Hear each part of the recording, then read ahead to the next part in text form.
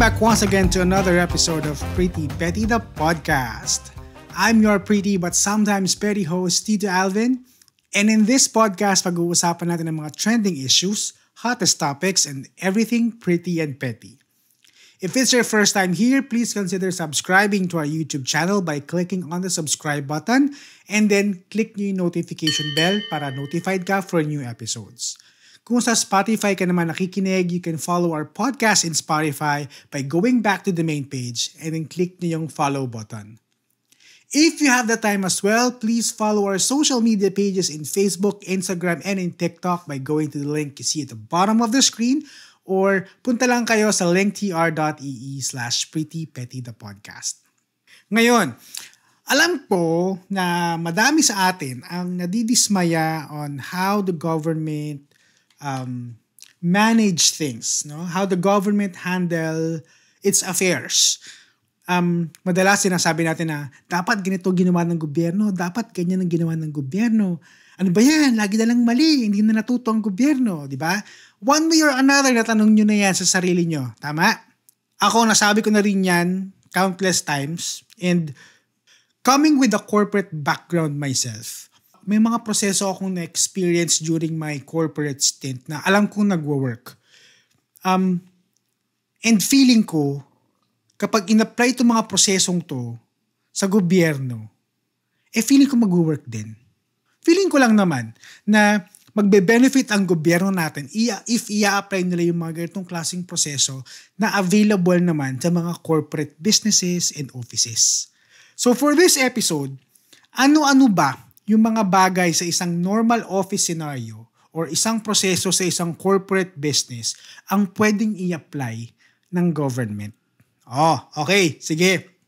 Okay, disclaimer lang ulit ha. So, I know naman na hindi ganun kadali yung mga sasabihin ko in this episode na parang cookie cutter application lang. Alam kong hindi mangyayari yung ganun. And I know that the government works differently from corporate businesses. Ako, I'm just playing a devil's advocate at this point. No? What if lang? What if we're din gawin ng government? Mag-work kaya? Okay? So, tignan natin. Una, di ba kapag nag-a-apply ka ng work, ang daming requirements na kailangan mong isubmit. Okay, resume, picture, NBI clearance, police clearance, barangay clearance, lahat ng clearances kailangan mo isubmit. Kailangan mo rin mag-undergo ng medical assessment, at ipapasa mo yung result doon sa kumpanyang ina-applyan mo. Tama? Lahat ng empleyado dumadaan sa ganyan. So what if yung tumatakbong politiko for a government position, even mga leaders ng cabinets, kailangan din mag-submit ng mga ganyang klaseng requirements? No. Tama naman yung point ko, di ba? Feeling ko dapat nilang ginagawa yan . Yung mga normal na tax-paying citizens, mga taong naghahanap ng trabaho na in return ay magbabayad ng tax, hahanapan at dadaan sa isang mabusising hiring process at kailangan nilang mag-submit ng kung ano-anong mga requirements. Tapos, yung mga politiko na hahawak ng government funds na from the tax na kinolekta, hindi naman hinahanapan ng mga ganyang klaseng requirements, di ba? Ilang politiko na ba ang nagkaroon ng kaso, yung iba guilty pa, tapos naging senador pa, nagkaroon pa ng pwesto sa gobyerno? Sige. Ilang politiko na ba yung nung election period, nung campaign period, sobrang sigla, sobrang saya. Pero nung nakaupo na at nakasuhan for illegal activities, biglang napaupo sa wheelchair. Tapos with matching neck brace pa. Ilan? Dami na niyan, di ba? Hindi ko na babanggitin kung sino, pero alam nyo na kung sino, kilala nyo na kung sino yung tinutukoy ko. Ang point ko dito is, since you are putting leaders that will govern the entire nation, hindi ba dapat selection process pa lang salang-sala na sila? Dapat selection process pa lang, hinihigpitan na sila. Okay? Dapat meron na tayong matinding selection criteria. Simula pa lang, kumakandidato pa lang sila. So, agree ba kayo na dapat yung mga kumakandidatong politiko ay dapat mag-submit ng mga documentary requirements like clearances and medical results. Okay, next. Ito medyo connected to dun sa naunang example.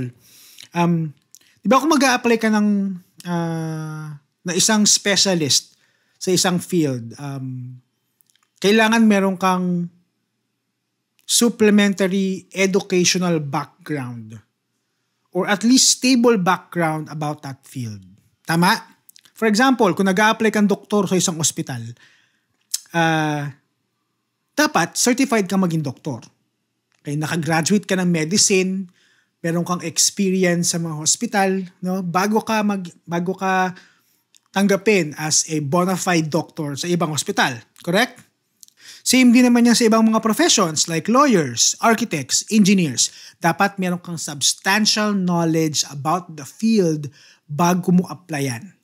Kasi for you to be accepted for that job, ang hahanapin nila kadalasan, stable experience and stable knowledge. Correct?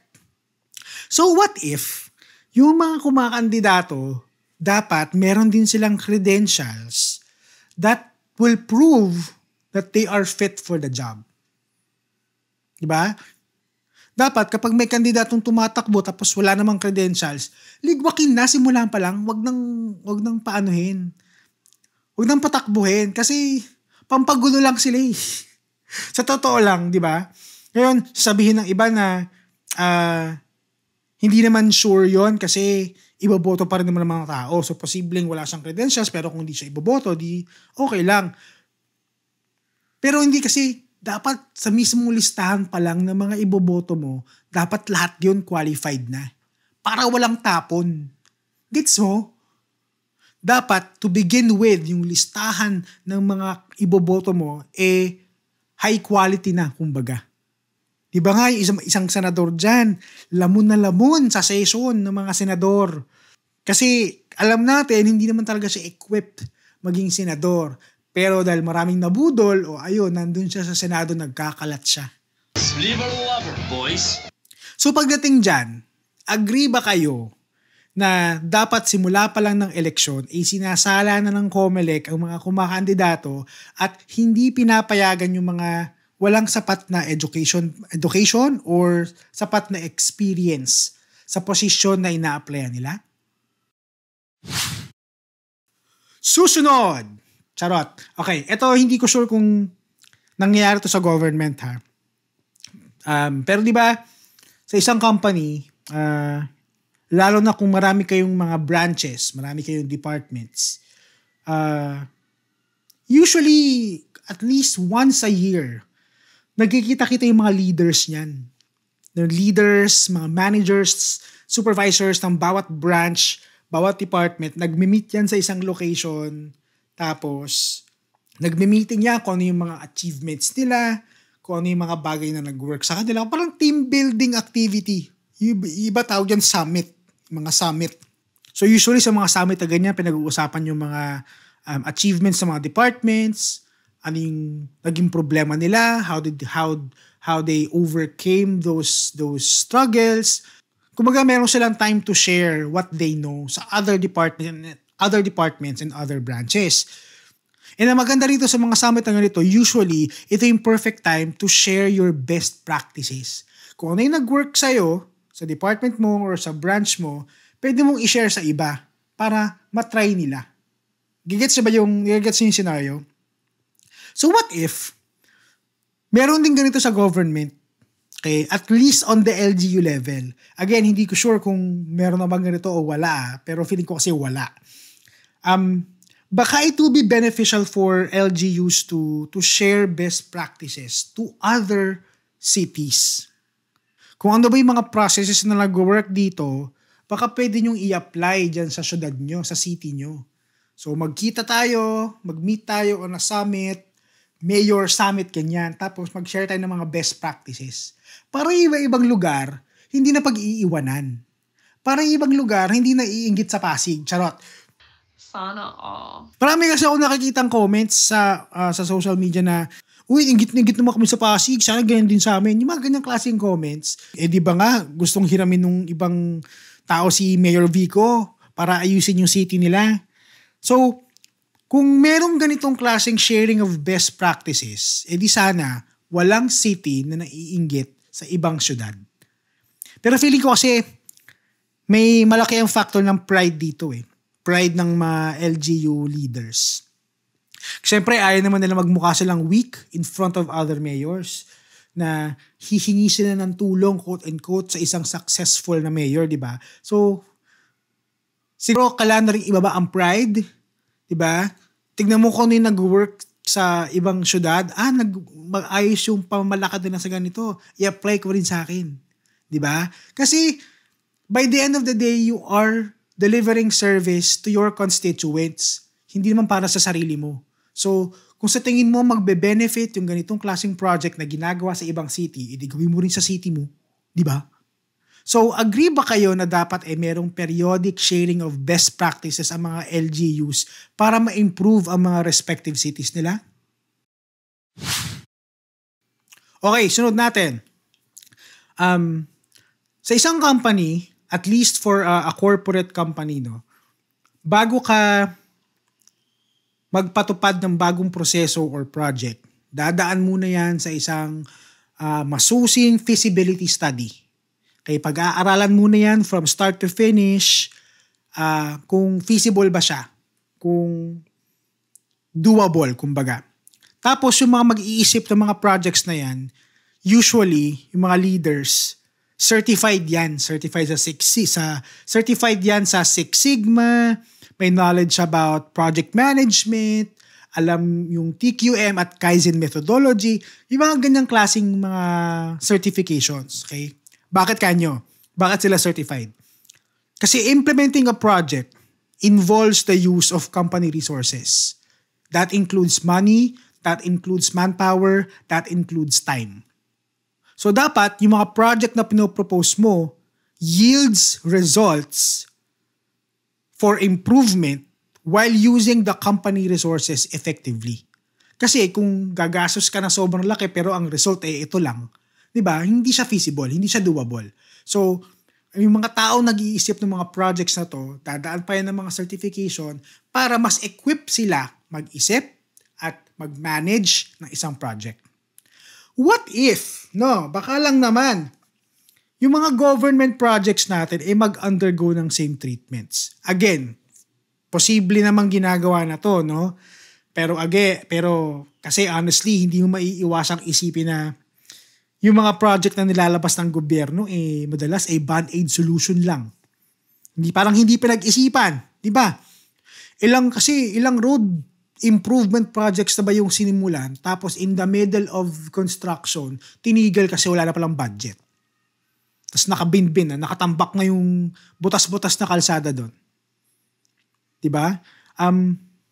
Ilang government projects na ba yung ang tagal-tagal matapos kasi kulang sila sa tao.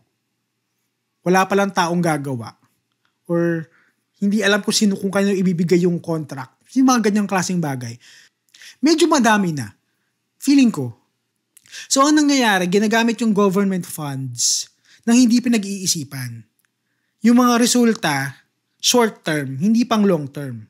So ngayon, agree ba kayo na yung mga government projects should undergo intense project management under a certified project manager?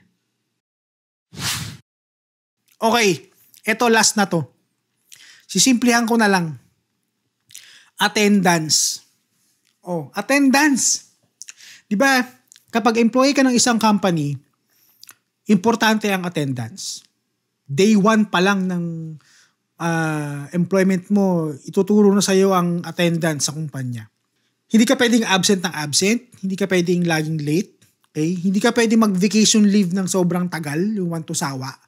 And hindi ka rin basta-basta mag-sick leave nang gusto mo lang kahit wala kang sakit. May threshold lahat yan. Okay?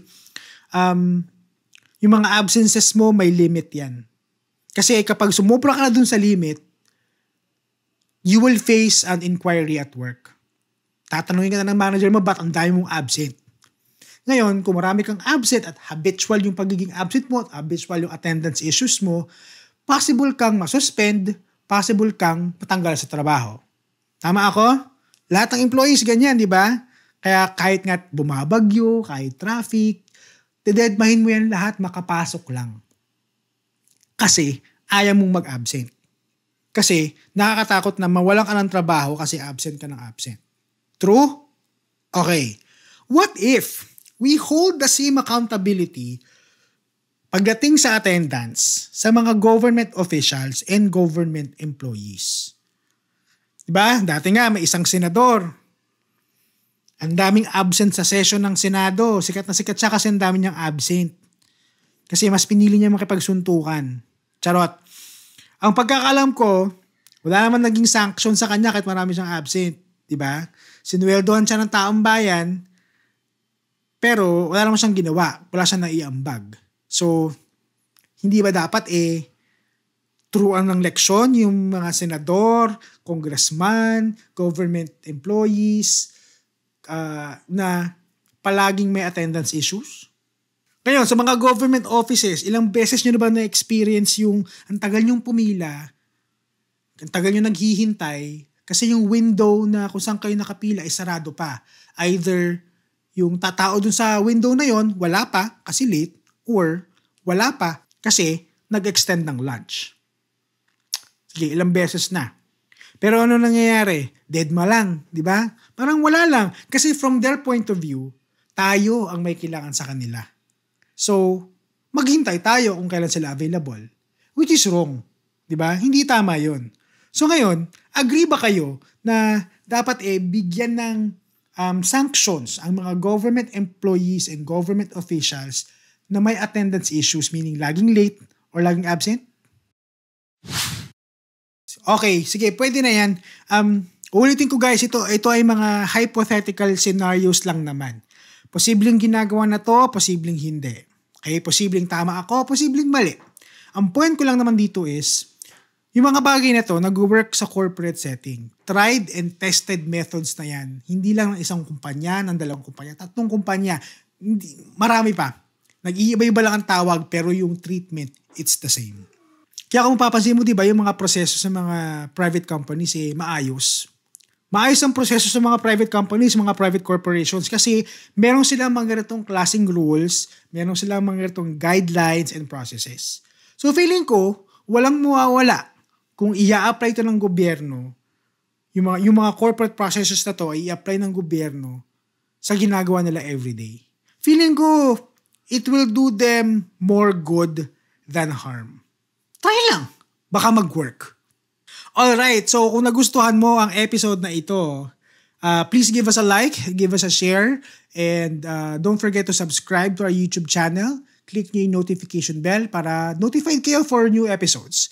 Sa Spotify, go ahead, follow nyo yung podcast sa Spotify, and follow nyo na din yung social media pages natin sa Facebook, Instagram, and in TikTok by going to the link you see at the bottom of your screen, or just go to linktr.ee/prettypettythepodcast. If you're a brand looking for partnership and collaboration, feel free to send me an email at prettypettythepodcast@gmail.com. And with that, lagi nating tatandaan to always stay pretty at wag maging petty. Bye-bye!